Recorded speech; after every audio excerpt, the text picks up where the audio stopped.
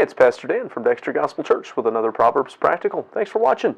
Today's verse gives us another comparison to water. We're in Proverbs 25, verse 26. It says, "A righteous man falling down before the wicked is as a troubled fountain and a corrupt spring." Sometimes in this troubled temporal world, righteous people fall down before wicked people. That fall may be because of violence or treachery. There were far better people who were killed by Hitler or Stalin. There's no guarantee that being righteous will save a person's life or well-being in this world. Often the rewards for righteousness lie beyond this life, and while there is a tendency and a pattern for the righteous to endure, it's not an invariable case. Now, the falling down before, that can also be bowing down in subjection. That is, when righteous people are placed under the authority of wicked people. It's true that God governs in the affairs of men and puts whom He will in power, and He often uses wicked people in power for wicked ends, bringing judgment or working even more subtly than that. The book of Esther is an excellent example of God working through even not very good moral leadership to still accomplish His purposes. And so many a righteous person has fallen down before a wicked person because that wicked person was the king or the emperor or the conqueror.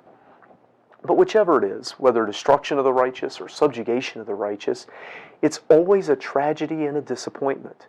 When you came to a fountain or a spring, you had expectations. You wanted good water. You needed good water to sustain life and well-being for yourself or for your crops or for your herds. And when you came to the spring and found it defiled, it was a crushing blow. Not just because there wasn't good water, but because you had hoped for good water and it wasn't there. It crushed your hopes and expectations.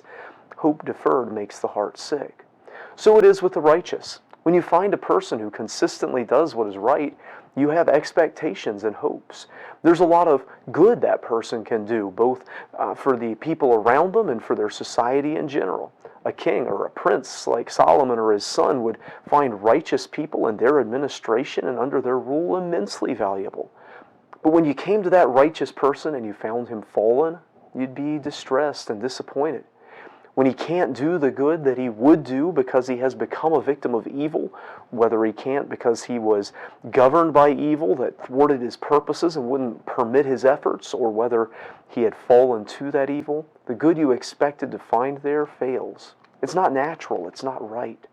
This places a sort of obligation on us, I think, to try to deliver the righteous. Just like any traveler would have an obligation then to take care of the water sources.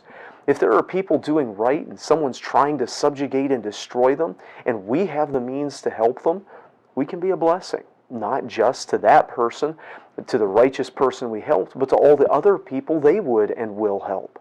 Our influence then can extend beyond ourselves and beyond even themselves. If, on the other hand, we see the wicked subjugating and beating up the righteous, and we stand by when we could have done something, we're like the traveler watching someone else toss a carcass into the water fountain, fouling it for others for a long time to come. We know that eternally righteousness will prevail. We know that in this life it should. And so our hope is to see that here on this earth as much as possible, because anything else is a disappointment. I hope this video is a help to you. If it is, hit the like button. If you haven't already, subscribe to our channel for more content like it. Until next time, I hope you stay well and see the righteous succeed.